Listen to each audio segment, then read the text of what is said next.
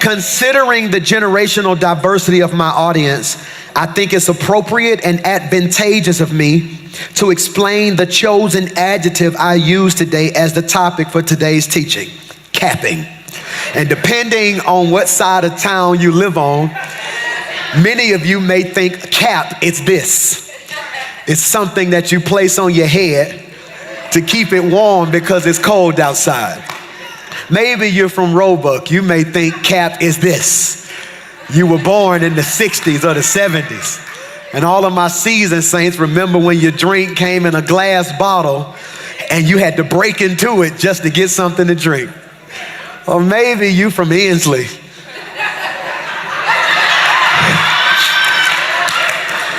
And you a bust the cap. And the hood saint said, no, you a bust the cap. You don't play no games. You wish somebody would.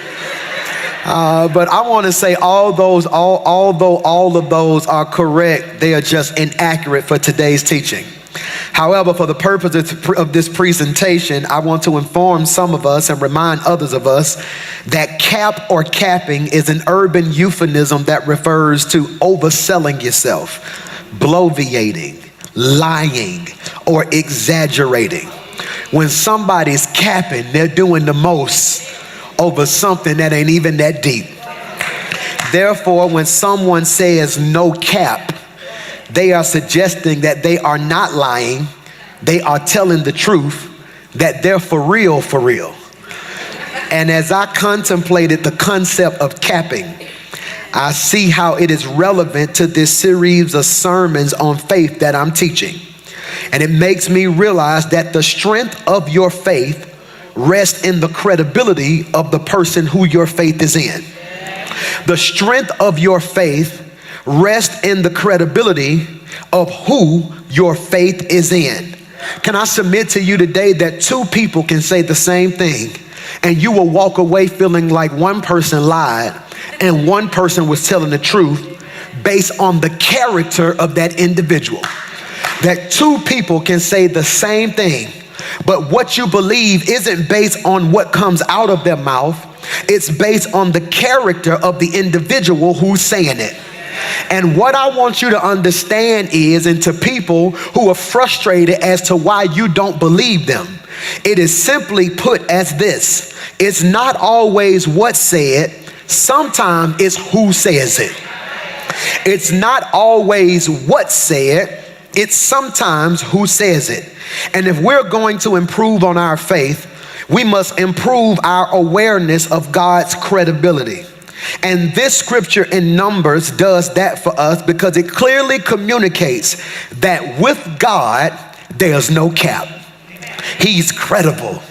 He's dependable. He's reliable. He does not exaggerate. He cannot bloviate. He does not lie. God can't lie. And notice I didn't say he doesn't lie. I said God can't lie. The book of Hebrews puts it like this: because God wanted to make the unchanging nature of his purpose very clear to the heirs of what he was promised, he confirmed it with this oath. God did this so that by two unchangeable things in which it is impossible for God to lie. Now, I know you're looking at me tripping because Pastor Mike, you told me last week God can do all things. But God also made a choice to limit himself to the degree that he made something impossible for him. He said, I'm going to do everything, but I'm going to put a law in place that I can't lie. He says, I mean what I say, and I say what I mean. Watch this. When it comes to God, there is no cap. So when I told you no weapon formed against you shall prosper, I meant what I said. No cap.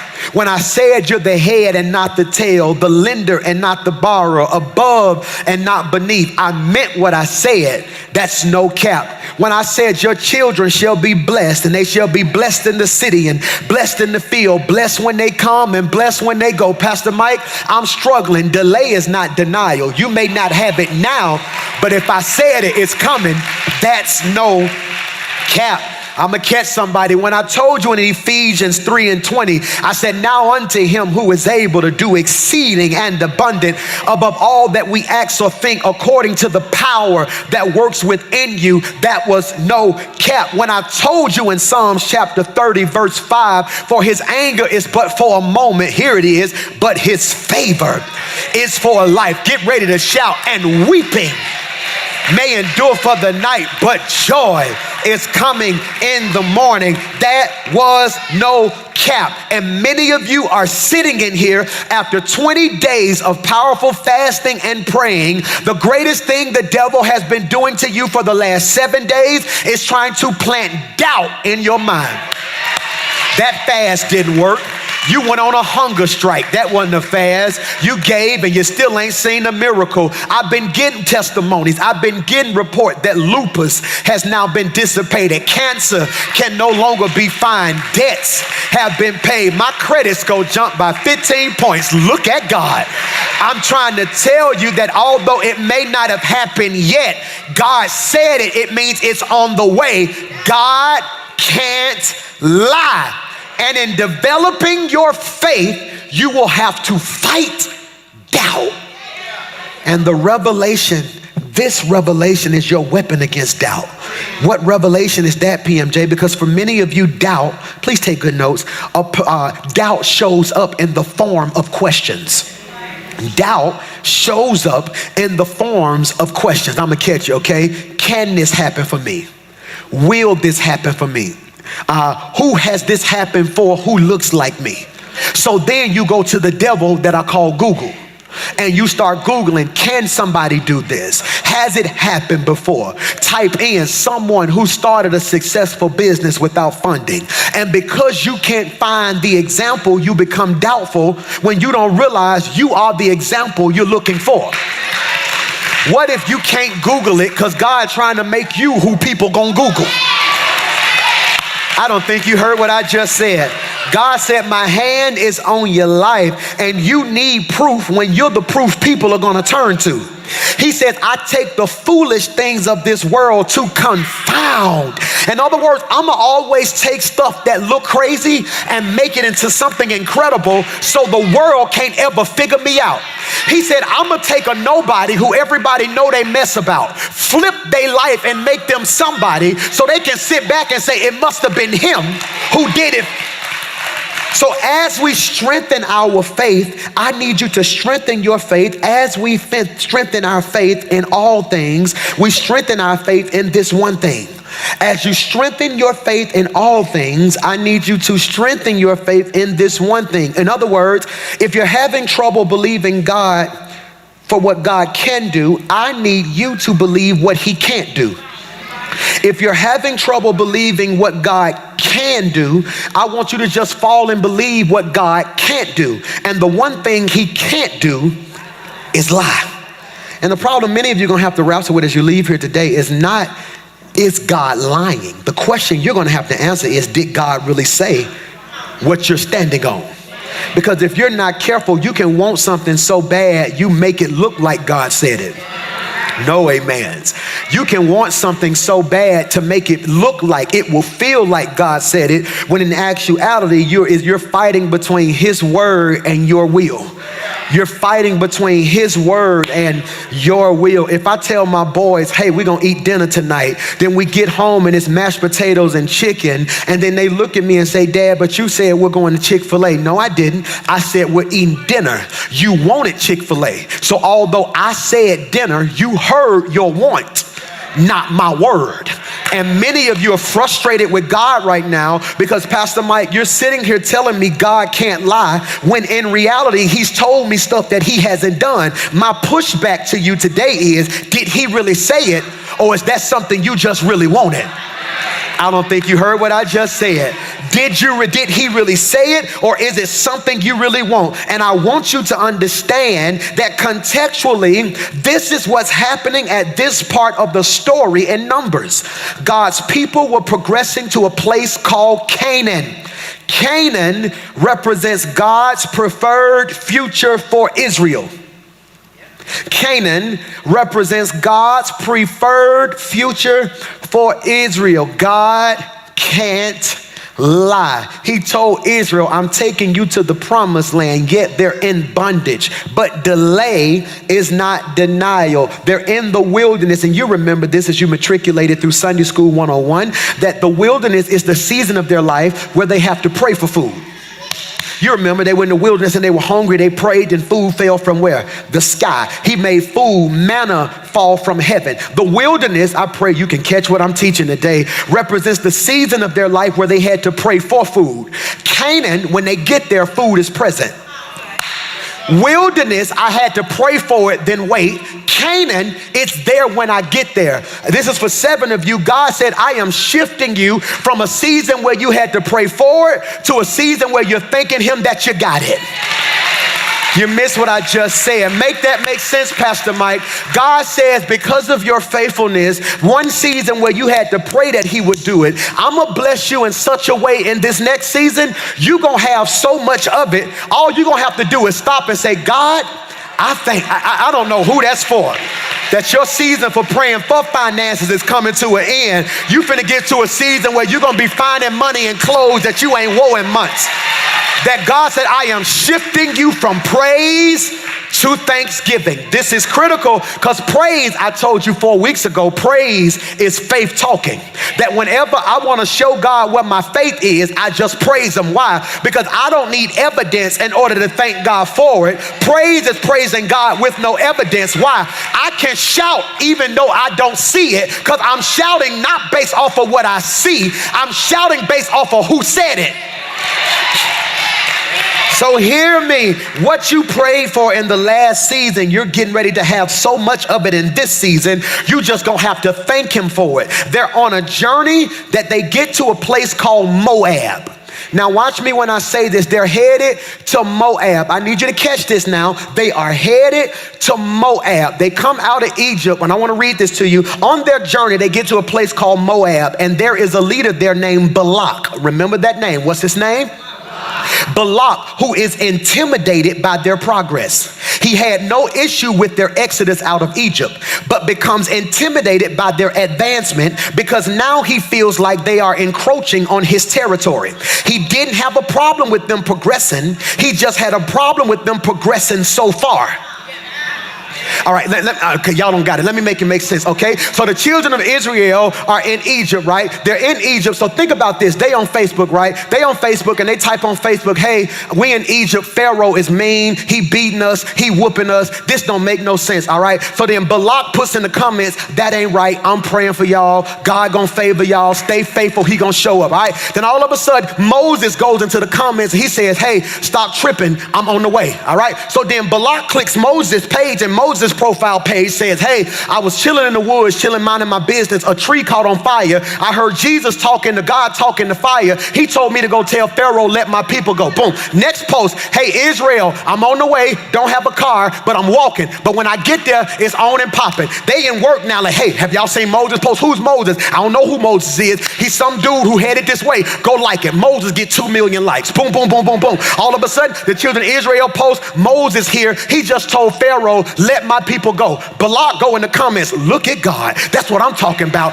God finna do it for y'all. It's finna happen. It's finna happen. Pharaoh puts in the comments, y'all ain't going nowhere. Matter of fact, work harder and do what you gotta do. Then Moses posts another post, hey, get ready. I'm finna perform a miracle. The sea turned to blood. All the animals start dying. People start losing their mind. They say, I told y'all to let me go. Pharaoh puts in the comments again, I said what I said.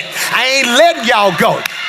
Balak goes up under that. Y'all just stay faithful, man. If God did it for me, he can do it for you. He put a heart up under it. Then all of a sudden, Moses put another post. Hey, everybody who see this post, go put some blood on your doorpost because death coming. And whatever house don't have death, gonna kiss death. Then after that, the children of Israel put OMG, death.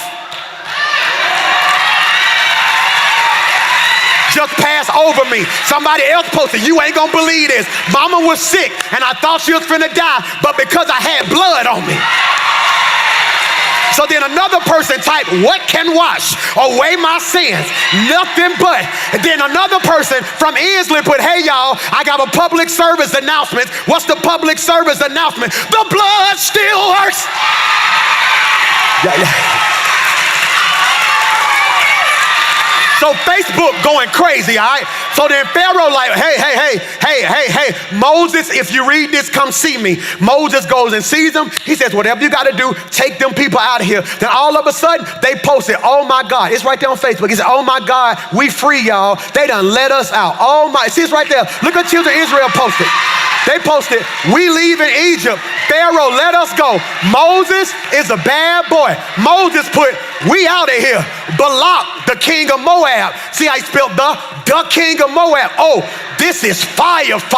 And I'm telling you, so he's doing that. Then they posted another post, right? And the next post was real colder than that one. What did the next post say? The next post said, watch this. It said, oh my God, I can't believe it. We're walking through, hey y'all, we at the Red Sea. We don't know what we gonna do. Moab, look what Balak put. I can't believe this. Because they're at the Red Sea and they're like, we don't know what we gonna do. One person put mountains to the left of us, mountains to the right of us. It's a Red Sea in front of us. Then Moses was like, hey, I tell you what, I'm gonna just stretch out my rod. So then they start posting more stuff. You ain't gonna believe what God just did. Look at this. Y'all ain't gonna believe this. The Red Sea parted and Pharaoh, y'all sleep on me today. Y'all missed it. One person went to Instagram and they took a selfie. You see that water behind me? That used to be on the ground. Now it's at my back. Another person posted a selfie with a shark. You see this shark? He want to eat me, but he can't reach me. Why? Because God is protecting. Okay, let me pause for a minute. If God ain't never brought you through some stuff, you can sit there and be quiet. But if God been protecting you, you ought to jump up, sit down, and shout, he kept me.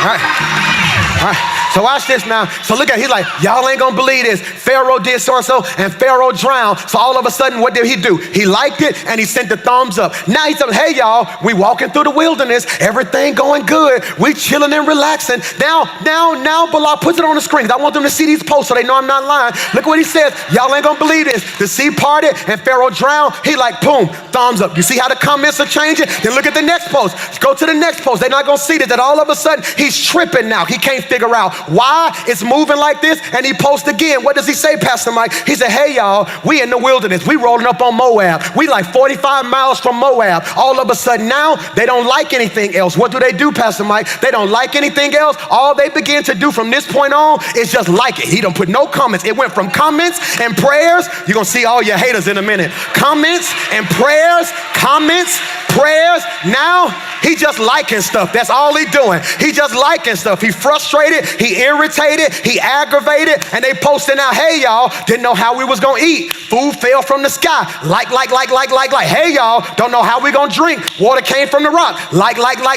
Hey y'all, then one of his homeboys posted, hey, I was out walking, minding my business, ran into the children of Israel. They almost in Moab. Moab says, hold on. Moab stops liking posts. He stops commenting at this point. All he does now is watch the page. That's kind of what it looked like. They texting each other because you know how messy people do. They don't like it. They don't comment. They just screenshot and shoot it to you. You miss it. So all of a sudden, and y'all gonna catch this in a minute, they posted, we almost at Moab. And look what he posted. Are you serious? Because he didn't mind them coming out. See, he didn't mind them when they were in bondage. He celebrated them. He didn't mind them when he thought the Red Sea was going to stop them. He prayed for them. Because people don't have a problem with you coming out. They got a problem with you coming up. I don't know who I'm preaching to in here. And I came to make an announcement. If you like me down, you're going to be sick in the next season. Because this ain't my season to come out. This is my season to come. Look at somebody and say, I'm coming up. He is operating in fear. He is operating in fear. Balak's attitude reveals he's living a life driven by fear. And faith should not be a response to crisis. Faith should not just be a response to crisis. Many of you only use your faith when stuff finna go crazy. When you apply for a job you don't think you're gonna get, now you want faith. When it's time to pay a bill and you ain't got the money, now you want faith. When somebody break your heart and you need to bounce back, now you want faith. When the Bible clearly says that the talented tent maker from Tarsus, Paul, titillates us with tough theology found in the book of Romans, he says the just shall live by faith, which means you ought to wake up in faith. Go in your kids' room and say, by faith, they're going to be up when I get there. By faith, they ain't going to fire me this week. I should live by faith. And when you live by faith, Balak is living by fear. Okay, here it is. Put your seatbelt on. And fear produces a scarcity mindset. Fear produces a scarcity mindset. Pastor Mike, what's a scarcity mindset? A scarcity mindset means is when you assume that more for them means less for you. A scarcity mindset is when you assume that more for them means less for you. Balak had no idea that God doesn't have to ruin someone else's life just to bless your life. And people in your life got it twisted because they actually think if God bless you, it's going to impact what God's doing for them. When they don't realize God is God enough to bless everybody at the same time. Look at your neighbor and say, neighbor, be grateful you sat next to me. It ain't a hating bone in my body. If God bless you before he blessed me, I'ma shout for you. Because what he doing for you ain't got nothing to do with what he doing for me. What he giving you ain't got nothing to do with what he doing for me. This is a public service announcement to every hater, to every fake friend, to every family member. You ain't got to be mad because God blessing me. The same God that blessed me can bless you too. No cap.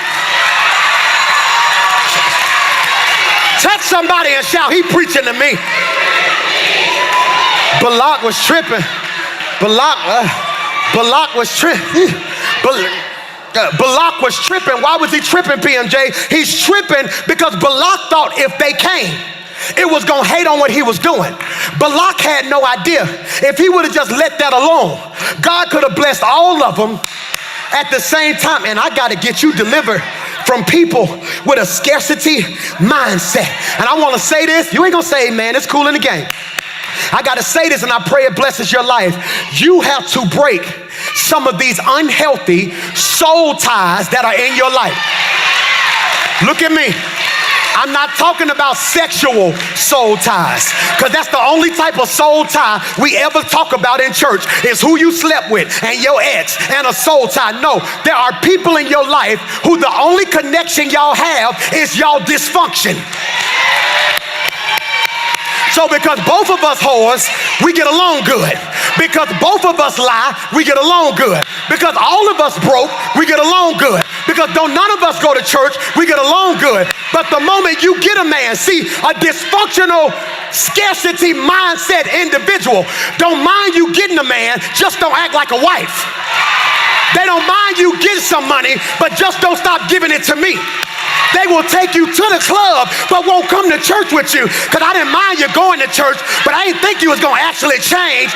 If you like me down, I don't need you in my life. Give me some people who want to see me.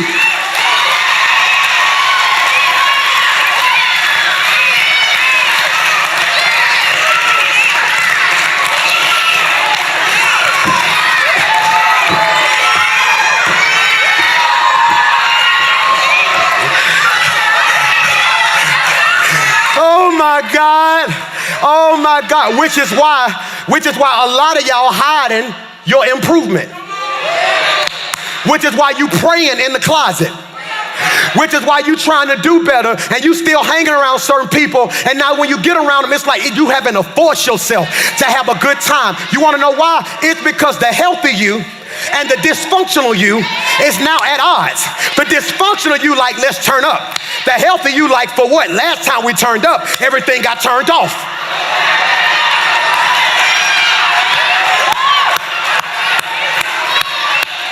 A scarcity mindset makes you believe That there aren't enough jobs, so you're gonna hate on anybody who get one. That there aren't enough spouses, so instead of being happy for people who get what they need, you hate on. I don't know why. I don't even know how they did. You know half the stuff they did. A scarcity mindset will have you making yourself believe that a scarcity, what's the danger of a scarcity mindset? It makes enemies out of people who could be allies. Balak had no idea. Think about this. If there are multiple millions of the children of Israel coming his way, and he befriends them, that means he inherits millions of people who can help his fields, help his land, and protect his city. But he's so dysfunctional. He turned a friend into an enemy. I'm gonna say this. You ain't gonna say amen, and it's cool in the game, but a scarcity mindset will have you mad at folk who don't even know you exist. See, this making sense to a couple of y'all. It be having folk in competition with you, and you didn't even realize y'all were competing. Preach, PMJ. I'ma free you. When you get to work this week, they gonna walk up to you and say, when I first saw you, I didn't even like you, and I ain't wanna have nothing to do with you. But now that I know you, you're gonna look back at them and say, I didn't do nothing to you. That was that scarcity mindset that my pastor told me about Sunday, because you looked at me and thought I was in competition with you. Let me make myself clear. I don't even wanna be here. I'm here because I got bills to pay. And when I'm done paying them bills, God gonna give me my own stuff. Touch somebody and shout, you better get free from that.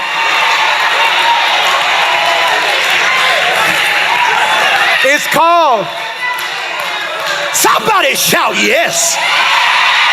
A scarcity mindset. I be having people, I had somebody call me this week. Carrie had somebody call me this week, man, it's tripping because they tried to prophesy to me and tell me it was gonna happen. Because I had people who was calling me up, man, I'm finna drop a song. Man, I'm praying for you. Man, I'm finna drop a song. Man, I'm praying for you. Man, I'm finna drop a song. Man, whatever I gotta do to help you, just let me know. And they would call me, man, how your song doing? Well, just be patient, because I'm telling you, it took me 6 years to get song. It took me 7 years. It's gonna be lonely. It's gonna be hard. Don't look for no immediate gratification. And all of a sudden we hit billboards, and it go from a call to just a text. I'm like, hey, I called you, man. Hey, I'm busy. Congratulations. Keep doing your thing. Then all of a sudden you're nominated. And all of a sudden now it go to an Insta story post. Not even a text, just congratulations, because they know that ain't gonna stay up there long. So they just leave it up there long enough for you to see it, to let everybody know that that's a whole nother story. So then they hit me up. So now I'm blowing them up, Carrie. Hey, call me. What's going on? And it hit me like a ton of bricks. The quickest way for God to show you who is for you is for him to do something for you.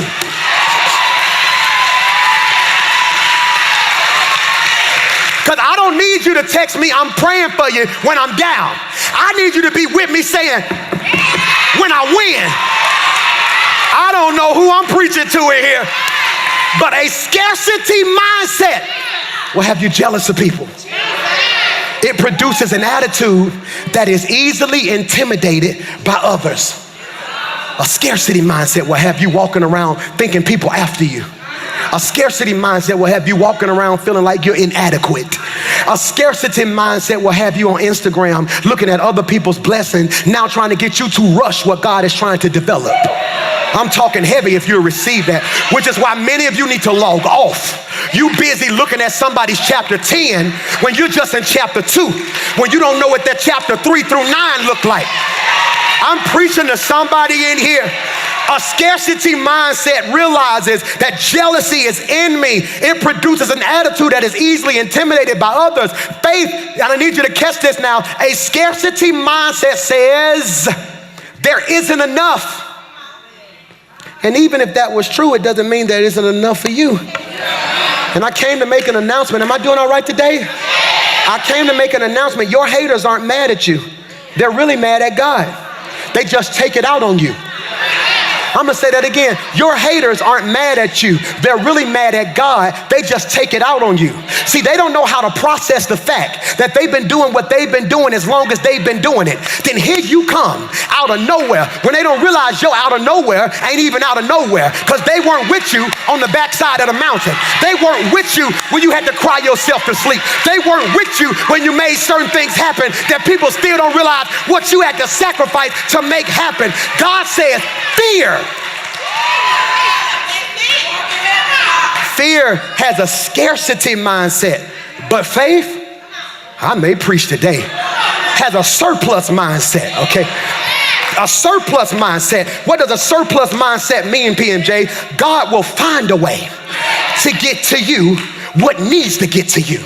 A surplus mindset means God will find a way to get to you what he needs to get to you. I'm finna have church by myself. Because here's a prophetic word for those of you who done prayed, fasted, and gave. Here it is right here. Get ready because God's about to make unexpected things come from unexpected places. Y'all didn't hear me. Y'all didn't hear me. God's about, I feel my help coming now. God, that's my mumble mode from this. I feel something now. God's about to make unexpected things come from some unexpected. Pastor Mike, that sound good, but ain't no biblical text to back that up. Come here, Moses. Moses' whole life is indicative of water. You don't believe me? Moses, they finna kill all the kids. This is what I'm gonna do. Put your baby in a basket. They put the baby in a basket or an ark. That's a whole nother sermon. Put him in the water. He floats down the river. Pharaoh's daughter sees this basket in the river. She pulls him out of water, sees it's a baby. She says, I'm gonna name you Moses because Moses means drawn from water. He rescues the children of Israel. They get to the Red Sea, which is a body of water. Now they're in the wilderness and everybody thirsty. God says, I'm gonna give you, but all I need you to do is strike. I object.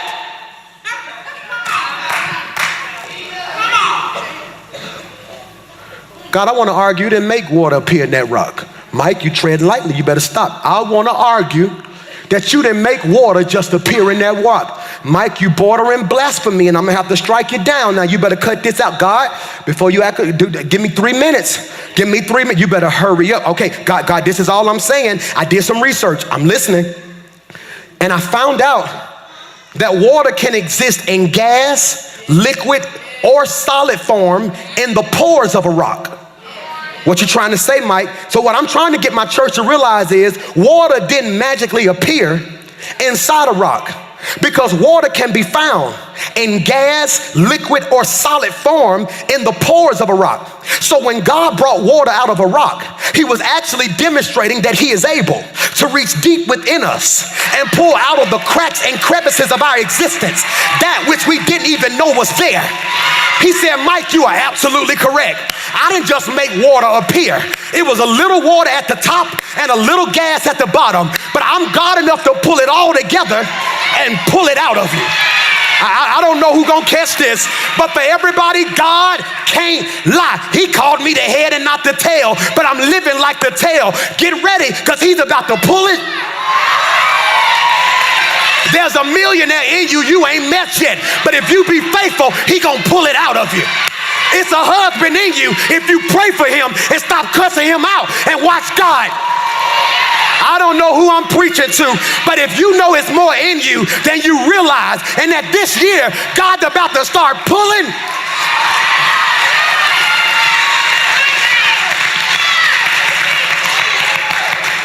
I ain't even know you could do all that. I know. You couldn't see it because you didn't have the power.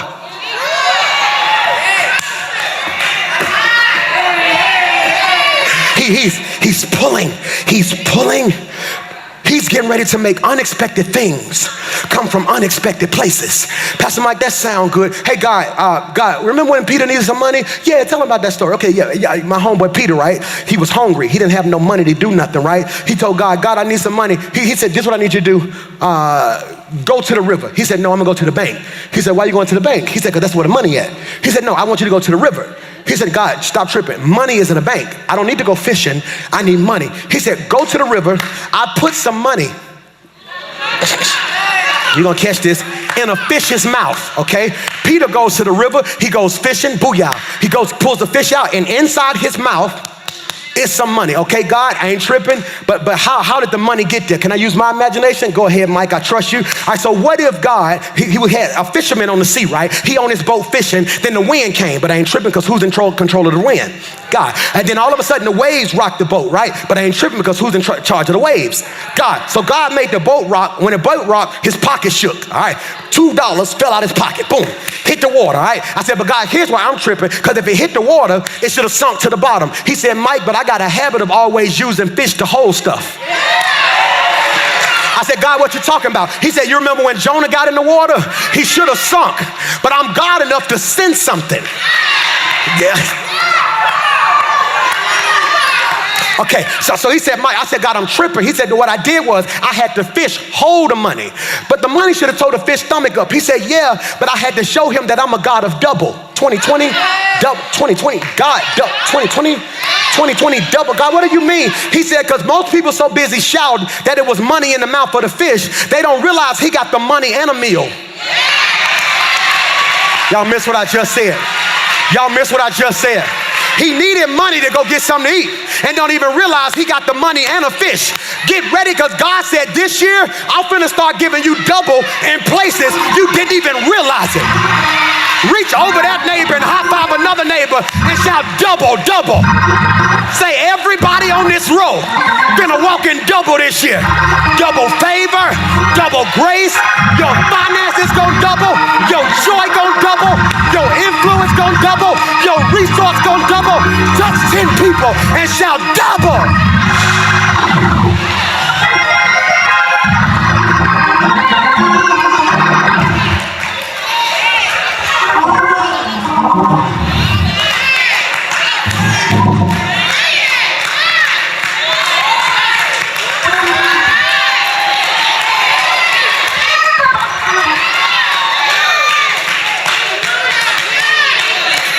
That's why you got to be careful who in your circle this year. Because stuff going to happen for you and your response going to make them think you ungrateful. Because something going to happen for you. Man, I just got a car. They're going to be like, man, that's good. And like, yeah, it's cool. What you mean? That couldn't be it. Like, what you mean it couldn't be it? Because God is not a man. He can't lie. And I know he told me this year was going to be double for me. So what are you talking about? You better be grateful you got a car. No, you be grateful you got a car. This going to be the year I get the car at the price I want. This year, I'm gonna get the job, the benefits, and the bonus. No, this year, I'm not just getting a girl. I'm getting a wife who loving, faithful, loyal, paid, and bad. You missed what I just said. I want double. You ain't got to shout, but every person, God did not let you go through all the stuff that you've been through for no reason. If this is your double season, you ought to jump up and shout double, double, double. Double, double, double, double, double. Hey, yeah.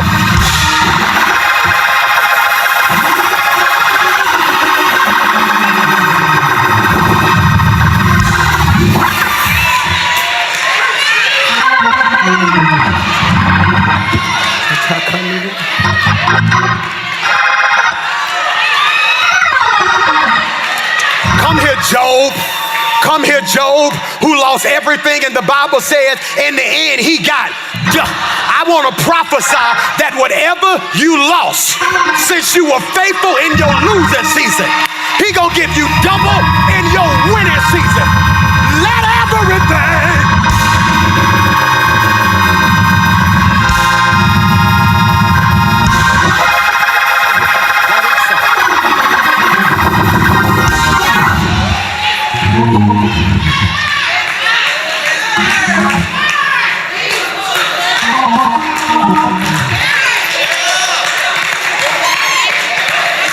Grandmama, I'm trying to be dignified. I feel so Baptist today.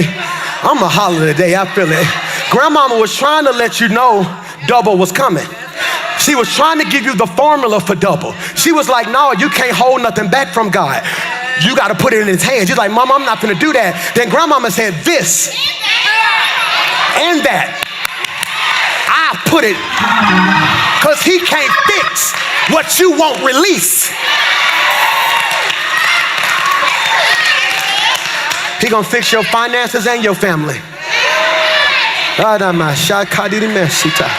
And Balak tripping, right? Balak tripping. He tripping. Balak, playboy, he tripping. Balak tripping. Oh my God. They finna come get me. Do me a favor. Go get Balaam. Say Balaam. Balaam is a prophet. He says, go get Balaam. Hey, Balaam, come here. Do me a favor. Go curse them. Balaam like, I'm not finna curse these folks. These folks ain't did nothing to me. Balaam, hey, do what I said do. Balaam didn't want to do it, but after a while, he gave in. Balaam gets on his donkey.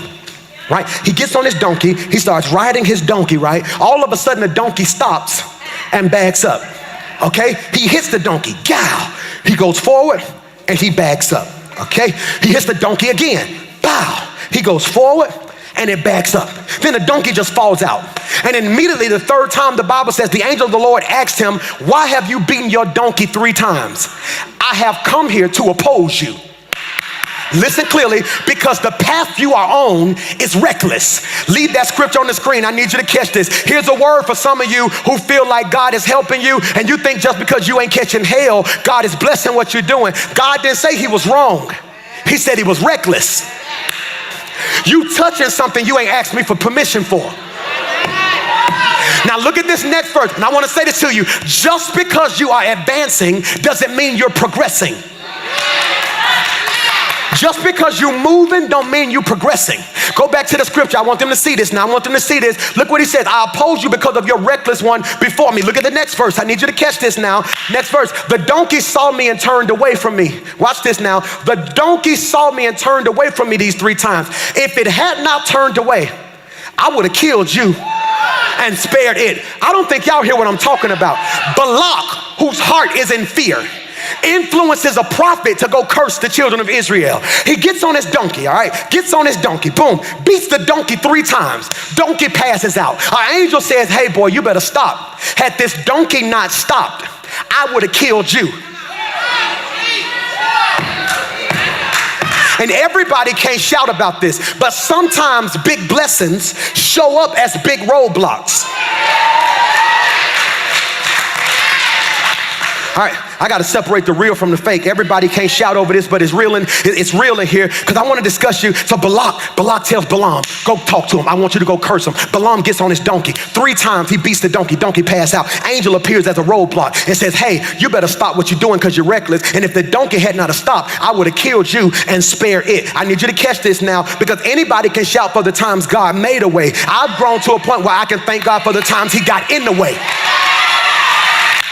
Michael, I can thank God. I dare you to praise God for the person you wanted, but you couldn't get your hands on. See, you don't even know how to shout.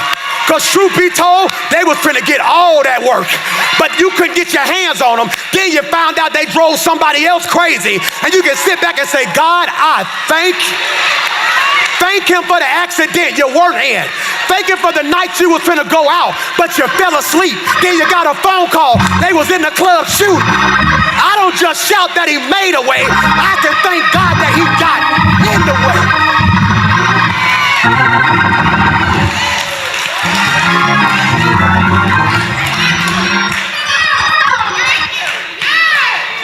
Pastor Mike, I'm trying to take my career to another level and it won't move. I'm trying to take my family to another level and it won't move. I'm trying to take my money to another level and it won't move. It may not be the devil. God may have you at a roadblock. Donkey. That's another word for a donkey I can't find right now. What's that word? So I won't go viral. Yeah. Donkey. God might be telling you to back. Because every roadblock ain't the devil.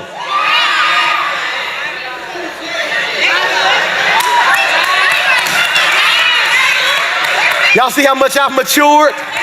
Because the old me would have preached. But every roadblock ain't the devil. James, I tell you, it was a record deal I wanted to sign so bad. I wanted to do it. I'm so glad God closed that door. For years, I have been calling different record labels, trying to get on. I'm glad God closed that door. Because what I wanted wasn't what I needed. Am I preaching to anybody? I want to go ahead and prophesy. Because I don't know who you are, and God's telling me to touch and agree with you, but you may sit there in fear, because it's about 5 of y'all who are still living in regret to some stuff that didn't happen. And God told me to send a release to your life this year that had it happened, it probably would have killed you. Yeah, had you got that dream job with the immaturity state you was in, you would have lost God and everything else. But God says, my ways are not your ways and mine. He says, watch this. He says, sometimes he's blocking us from something that would kill us. He tells Balaam, Balak says, he's walking in fear. Balak says, come here. He said, come here. Okay, I hear your little story about the angel, whatever. Do me a favor, just go look at him. If you go look at them and go spy on them, you will see they nasty, they liars, they having sex, they living wild, they ain't even grateful. And Balaam goes and looks. Here it is. But just because we see the same thing doesn't mean we gonna feel the same way. I don't think y'all hear me. Sometimes you gotta thank God for the blessing of your own decision. Did you catch what I just said? I told my pastor from Tuscaloosa, Hollis, and I'm so proud of what he's doing. But during the 7 days of fast, and I heard the Holy Spirit tell me, there are certain people I don't think you ever gave a legit decision to. Yeah, it's certain people who are gonna do stuff for me because they love me. That if I look at them and say, hey, will you do so-and-so, even if they don't want to do it, they just gonna do it because I wanna make Pastor mad. And I couldn't really feel in my heart, I gave him a legit shot to do what he wanted to do.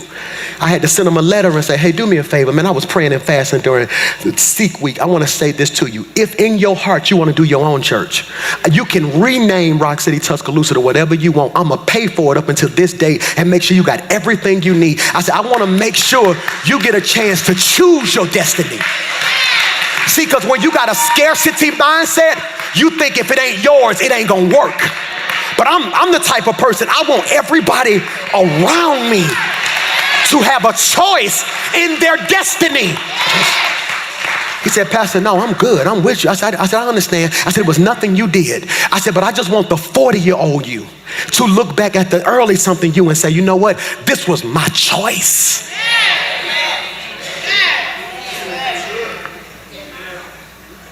Be careful of people who try to make you see what they see.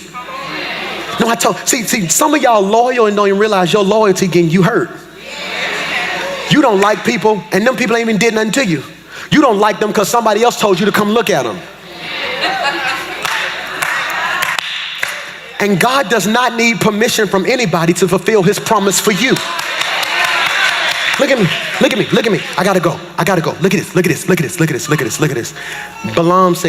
Balak says, do me a favor. I said go curse him.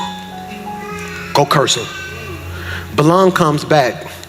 Now I can get to all that was my introduction. This is my message. Go to Numbers chapter 19. Go to Numbers, first slide. He says, what you want me to do? He said, go curse him. He said, for what? Go curse him. He says, God is not a man. He can't lie. He is not human, so he does not change his mind. Has he ever spoken and failed to act? Has he ever promised and not carried it through? Listen, I received a command to bless. Watch this. God has blessed, and I cannot reverse it. And Balak like, no, you tripping. Go curse him. He said, even if I wanted to. Can I free you real quickly? You so busy worrying about what people saying, when regardless of what they say, they can't reverse what God said about you. I had somebody inbox me this week. They said, man, I've been hating on you for 8 years. He said, every time you do something, I can't stand it. He said, I just came to this conclusion. God must like you. And I responded back, I said, what do you mean? He was like, man, we have done everything we possibly could to destroy you. And every time we turn around, and I said, it ain't me. Look at me. Because the same thing on my life, on your life. The difference between you and I is that I believe God can't lie. And God, look at me. I got to sing home. is about to give you something I want you to write. Please listen to your pastor. Something I want you to write. Something I want you to type if you have your phone, called divine vengeance. Help me, Holy. Divine vengeance. Pastor Mike, what is this? Divine vengeance means God won't always hurt somebody who's done bad to you. Let me pause right there for a minute. All right, because there are times, this is why people better be careful who they put their mouth on. Look at your pastor. Don't put you, it's gonna be stuff you hear about people that ain't your place to speak on that. Because you don't know what God promised them. Did you catch that, James? You don't know what God promised them. See, because there are certain instances where God will hurt you for touching his prophet. God will hurt. See, this is why certain people who did you wrong, it look like wrong. Y'all laugh on Color Purple when she look at him and say, until you do right by me. What happened after that? That farm went down because she had a promise on her life. Why do you think at the end of the movie he went and took every dime he had and went and gave her, not her sister, her promise? The whole movie was about a sister who had a love and a passion. As she's walking away, they're communicating through covenant. He gave her her promise. And when he got her promise, what happened in the end? The whole farm. His children didn't amount to anything. His cattle died. His farm died because he put his hands on somebody God made a promise to. So there are times when God will hurt people. You better hear me when I say this. You better hear me when I say this. Hear me when I say this. Be careful who you put your mouth on. I heard that ain't your place. Well, how they doing? That ain't your place. People call me all the time. Pastor Mike, you heard about? No, God bless you, I'll call you back. I don't know if God got his hand on them or not. And to speak against who God got his hand on is to speak against God. What you're really saying is God picked wrong. Y'all miss what I said. So divine vengeance is not something bad happening to those, isn't always something bad happening to those that have done bad to us. This is gonna tear the church up. It's something good happening to us in spite of them. And God keeping them around long enough to watch it.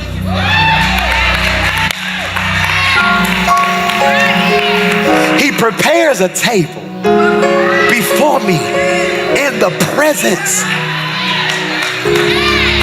You so busy running people off. God said don't run nobody else off. You live your life. The people who need to fall off, gonna fall off. He said, but it's certain people I'm gonna keep around. Because I need them to see what I'm finna do in your life. Okay, if I'm talking to you, you're gonna jump up with me. If I'm talking to you, no, wait. If I'm talking to you, you're gonna jump up with me. We're finna go home. Have you ever been out on a good day? I'm talking about everything right. Fit right, hair right, makeup, lashes right, jeans right, J's right, hat. You killing. And you bump into somebody from yesterday, and they sitting there with that bubble gum. Then all of a sudden they look like, hey, how you doing? Hey, I'm doing all right. All right, cool. Yeah, like you don't know nobody. Yeah, God bless you. God bless you. Then all of a sudden you walk to your little car. Then you look and they still sitting there looking. Because they thinking to themselves, I thought it was over. No, you left. The favor didn't.